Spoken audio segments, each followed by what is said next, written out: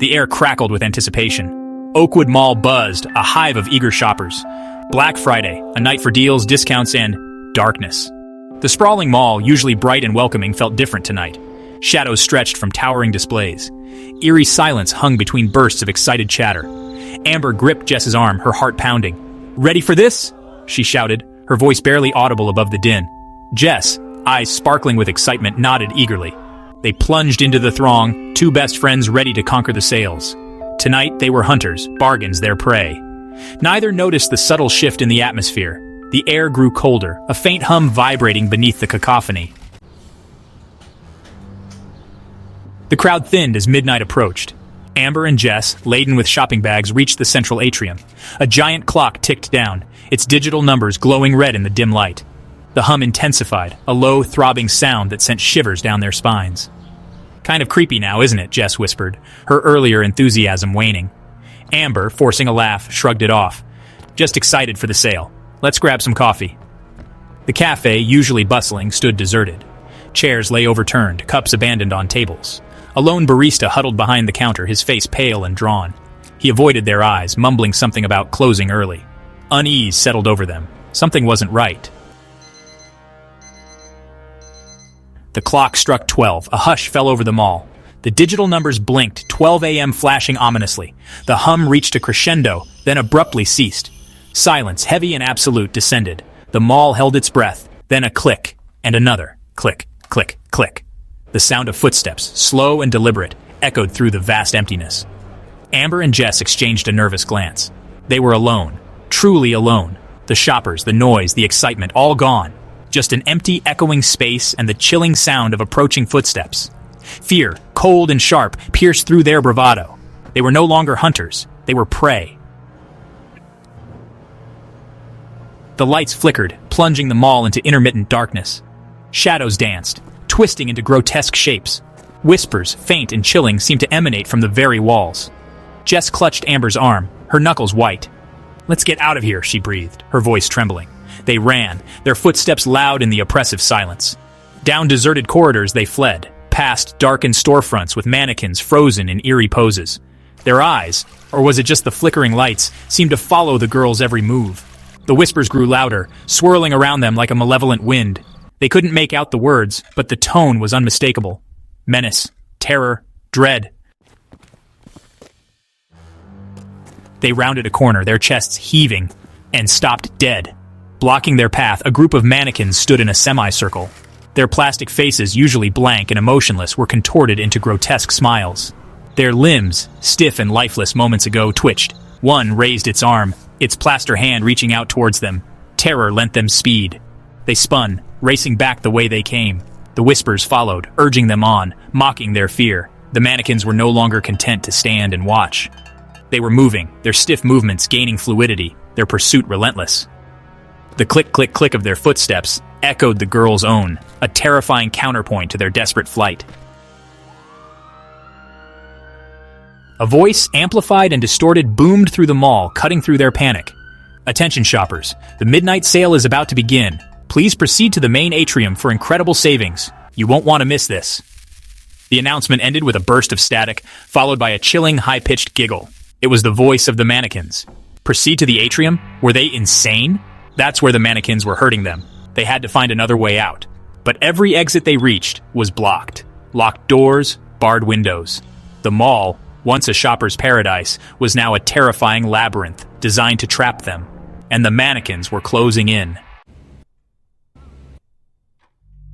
They found themselves back in the atrium, the giant clock mocking them with its relentless countdown. Each tick echoed through the empty halls, a constant reminder of their dwindling time. The air was thick with tension. Every shadow seemed to move, and every sound was amplified in the eerie silence. The mannequins formed a circle around them, their plastic faces gleaming in the flickering light. It was as if they were alive, their eyes following every movement. The group huddled together, feeling the weight of the mannequins' gaze. The air grew colder, and the sense of dread intensified. They were surrounded, trapped. Jess sank to the floor, her eyes wide with terror. Her breath came in short, panicked gasps. She could feel the cold, hard floor beneath her, grounding her in this nightmare. The mannequins seemed to close in, their presence suffocating. "We're going to die here," she whispered, her voice choked with sobs. The words hung in the air, a grim prophecy that seemed all too likely. The others looked at her, their faces pale and eyes wide with fear. The reality of their situation was sinking in, and despair was taking hold. Amber, fear lending her a surge of adrenaline, refused to give up. She clenched her fists, her knuckles white with determination. "No," she said firmly, "we're not going to die here. We have to find a way out." Her resolve was infectious, and the others began to rally, drawing strength from her courage. She scanned their plastic faces, searching for a flicker of humanity, a sign of weakness. Her eyes darted from one mannequin to the next, looking for anything that could give them an advantage. But there was nothing. The mannequins were perfect in their stillness, their expressions unchanging. There was none. They were nothing but empty shells, animated by some malevolent force. The realization was chilling.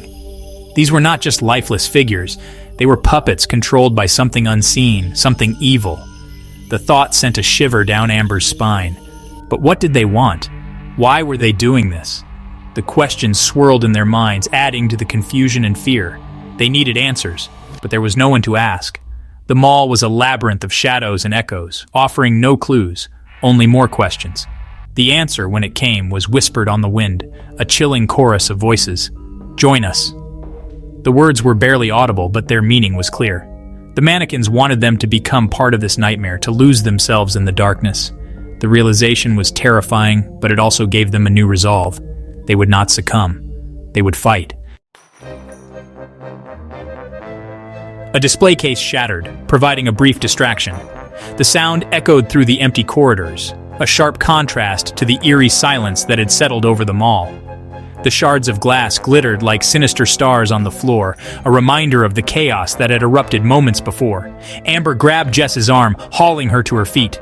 Jess's eyes were wide with fear, her breath coming in short, panicked gasps. "We have to keep moving," Amber urged, her voice trembling but determined. The weight of their situation pressed down on them, but there was no time to dwell on it. "Run!" she screamed, pushing her towards the opening. The urgency in her voice was unmistakable, a raw edge of desperation that cut through the air.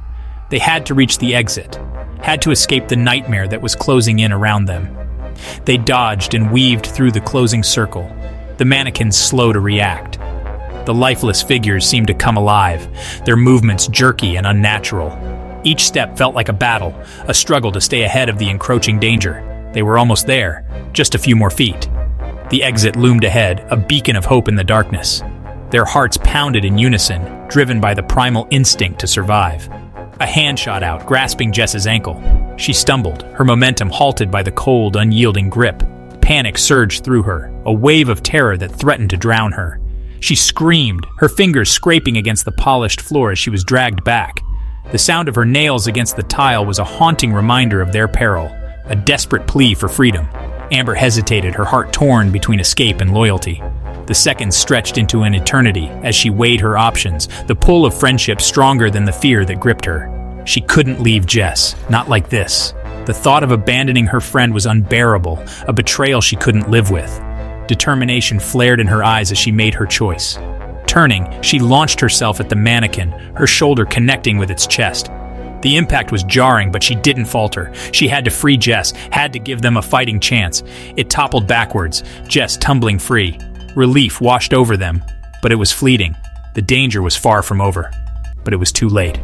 More mannequins surged forward, their plastic hands reaching, their hollow eyes burning with a cold, inhuman light. The nightmare was relentless, and their fight for survival had only just begun. Amber closed her eyes, bracing for the inevitable. She could feel her heart pounding in her chest, each beat echoing in the eerie silence of the deserted mall. She waited, every muscle in her body tense, expecting the searing pain to come at any moment. But the pain never came. Cautiously, she opened her eyes. She was standing in front of a full-length mirror, the dim light casting long shadows that danced around her. The air was thick with an unsettling stillness, amplifying the sound of her own breathing. Her reflection stared back at her, but it was not her own. It was a stranger in her place. Gone was the terror, the adrenaline, the fight for survival. Instead, there was a calmness that felt foreign, almost imposed upon her. In its place, a serene smile played on her lips, her eyes vacant and empty. The transformation was unsettling, as if she had been stripped of her very essence, her humanity. Her skin, once warm and vibrant, was now cold and plastic. The texture was smooth and lifeless, a stark contrast to the living, breathing person she once was. She raised her hand, watching as it moved with a stiff, jerky motion. It was as if she were a puppet, her strings being pulled by some unseen force. Her fingers brushed against her cheek, the sensation alien and unreal. It was like touching someone else's skin, a disconnection that sent a shiver down her spine.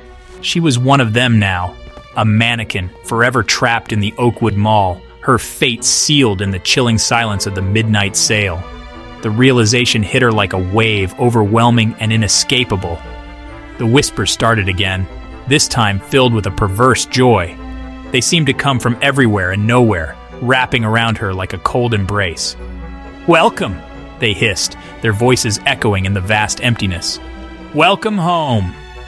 The words reverberated through the mall, a haunting chorus that marked the beginning of her new, eternal existence.